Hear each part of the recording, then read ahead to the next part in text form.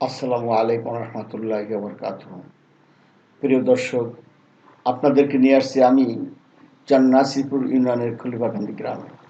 এটি একটি ঐতিহ্যবাহী গ্রাম ছিল। এটা খুব নামকরা গ্রাম। এখানে একটা স্কুল ছিল, চান্নাসিপুর উচ্চ বিদ্যালয়। সেই স্কুল থেকে অনেক নামি দামি ব্যক্তিত্ব এসএসসি পাশ করে তারা বাংলাদেশের অনেক গুরুত্বপূর্ণ পদে কাজ করেছেন। সেই গ্রামটি পদ্মার রাহুল গ্রাসে ভেঙে মানুষ ছারখার হয়ে বিভিন্ন জায়গায় চলে যায় এবং পরবর্তীতে আবার নতুন করে চর জাগলে মানুষ আশায় বুক বেঁধে কিছু কিছু মানুষ, সব মানুষ না, আপনার চরে আবার তারা চরমুখী হয়। এর পরবর্তী ধারায় আপনাদের আরো সামনের দিকে নিয়ে যাচ্ছি। দেখুন, এখন যে জায়গাটা দেখাচ্ছি, এই যে খেয়ারগুলি বা নাড়াগুলি দেখেন, এগুলি আমন ধানের। এখনকার ছেলে মেয়েদের যদি আমি প্রশ্ন করি আমন ধান কি, আউশ ধান কি, তারা কিন্তু আপনার উত্তর দিতে পারবে না।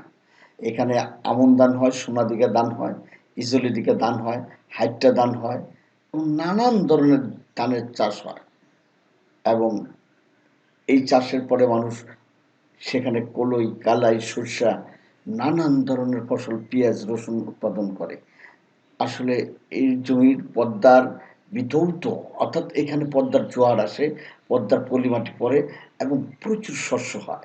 এখানে যদি আপনি একটা দিন বা একটা রাত থেকে যান, আপনার মন বলবে যে আমার এখানে স্থায়ীভাবে বসবাস করতে পারলে হয়তো ভালো হবে।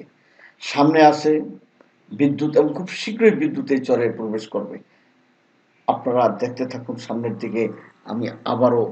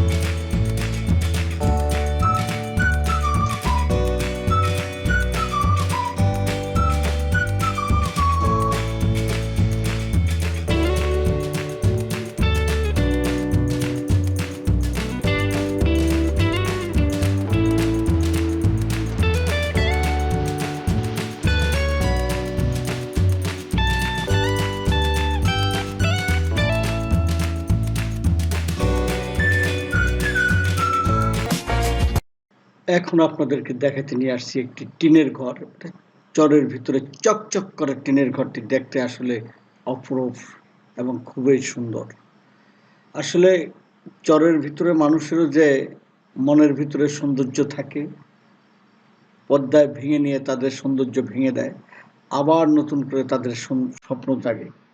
এই ঘরটার মালিক অনেক টাকা ব্যয় করে এরকম সুন্দর একটি